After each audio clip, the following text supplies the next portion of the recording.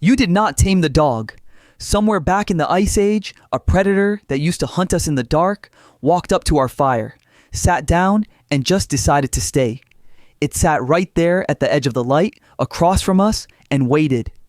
And here's the strange part. We didn't choose it. It chose us. Now, you know the story everyone tells. Some caveman finds a wolf pup, feeds it, trains it, and after enough generations, you've got a dog. It's a lovely story. It's almost certainly not what happened, because the first friend our species ever made was a top predator. And the way it became your best friend is genuinely one of the strangest things that has ever happened to us. So how did wolves become dogs? Stick around, because the answer flips the whole thing on its head. Let's start with the thing everyone gets wrong, because it feels so obvious. You picture a fur-clad human deciding one day to tame a wolf, picking the cutest cub, bringing it home, and bit by bit, over the years, breeding the wild out of it until it fetches sticks. There's just one problem with that. Have you ever actually met a wolf? A wolf is not a dog waiting to happen. It's 100 pounds of muscle that wants nothing to do with you. People have tried raising wolf pups by hand, from birth, with all the love in the world. They mostly grow up into wolves, wild and gone. So the idea that some clever ancestor simply decided to domesticate one and pulled it off? Really hard to believe. And here's the first clue that we were never really the ones in charge. Look at when this happened, because it happened so long ago that civilization hadn't even been invented yet. No towns, no farms, no writing, not one field of wheat anywhere on earth. Just small bands of hunter-gatherers, a lot of open cold, and wolves out in the dark. And that timing matters more than it sounds. Because of what the dog actually is. The dog isn't just an old friend. The dog is the first friend. The very first living thing our species ever domesticated. Full stop. Think about that for a second. Before the cow, before the sheep, before the chicken, before a single grain of wheat or rice was ever planted, we already had dogs. We tend to think farming came first, and then, once we were settled and comfortable, we got pets. It's the other way round. The dog came thousands of years before the farm. We were still nomads, chasing herds through the cold, and we already had them at our side. Now, exactly when and exactly where is where the honest answer gets messy. And I'm not going to pretend it isn't. The best guess is somewhere between roughly 15,000 and 40,000 years ago. And that's a huge window, because we honestly can't pin it down any tighter than that. We can't even agree whether it happened once or twice, in Europe or in Asia, or maybe both. Scientists are genuinely still arguing about it, with real fossils and real DNA right now. But here's the thing all of them agree on. Whatever happened, we domesticated the wolf is the wrong way to say it, because it makes it sound like a project, like we sat down and did it on purpose. And nobody sat down and did this on purpose. Nobody planned it at all. To see what really happened, you have to go back to the edge of one of those fires and watch who shows up. Picture that camp again. A band of hunter-gatherers, a fire, and every night, a pile of scraps. Bones, guts, the bits nobody wanted. To a hungry wolf out in the freezing dark, that pile of garbage is a free meal. An easy one. There's just one catch. To get it, you have to walk toward the terrifying fire monkeys. And this is where the wolves split into two kinds. Most wolves are too scared. They see humans, they bolt. Good instinct, honestly. We were not nice. But a few of them, just a few, are a little bit bolder. A little less afraid. Just brave enough to sneak in and grab a bone. And those brave ones get a warm meal. Every single night. For free. So think about what that means. The calm wolves eat. The scared wolves stay hungry out in the cold. A well-fed animal survives the winter. And a well-fed animal has more pups. Pups who inherit one very specific thing from mom. Not being so scared of us. So the next generation is a tiny bit braver. And they get fed. And they have more pups. And so does the next one. Nobody's training anyone. Nobody's choosing anything. Friendly just pays. It literally pays for dinner. And over thousands of years, that quiet little advantage rewires the whole animal. The friendly ones fed themselves right into being a new species. This is the big idea, and it has a name: self-domestication. The wolves that became dogs mostly did it themselves. Now, I have to be honest with you, the way I promised I would. This is the leading idea. It is not the only one. Some researchers still think humans took a more active hand, raising pups from dens. The argument isn't fully settled, and I'm not going to tell you it is, but the friendliest wolves version has something the others don't. Somebody actually tested it, on purpose, for 60 years. And they didn't test it on wolves. They tested it on foxes. And what happened is honestly hard to believe. 1959, Siberia. A Soviet scientist named Dmitry Belyaev starts one of the great experiments in all of biology.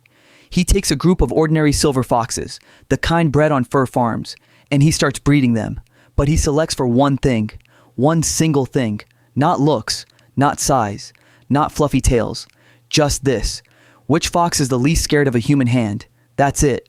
The calmest fox gets to have babies. The scared, snappy ones don't. He is breeding for friendliness and nothing else. So you'd expect to get, well, friendlier foxes, and that's it. But that is not what he got. In fewer than 10 generations, something bizarre started happening to their bodies.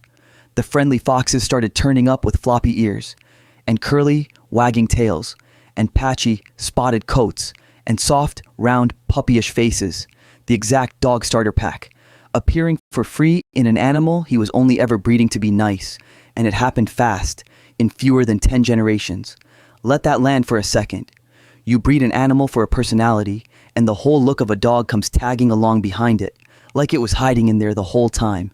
Scientists even have a name for this bundle of traits that shows up together. They call it domestication syndrome. And it tells you something wild about the dog. The friendliness and the floppy-eared cuteness aren't two separate things.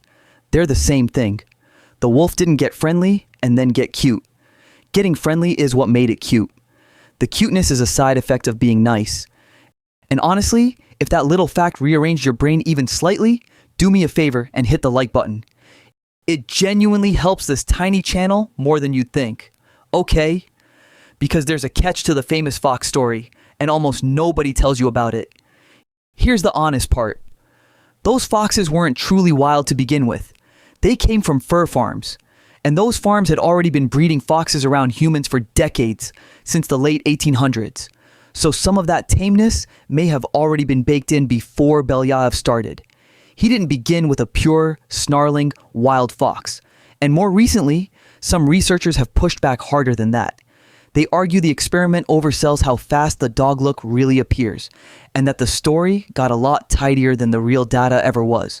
The scientists who ran it disagree and push right back, which is exactly how this is supposed to work. So here's how to hold it.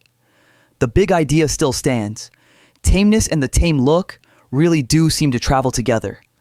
The foxes are still one of the most beautiful demonstrations of it we've got. It's just a beautiful story with an asterisk, not gospel. And a good story can carry an asterisk and still be true.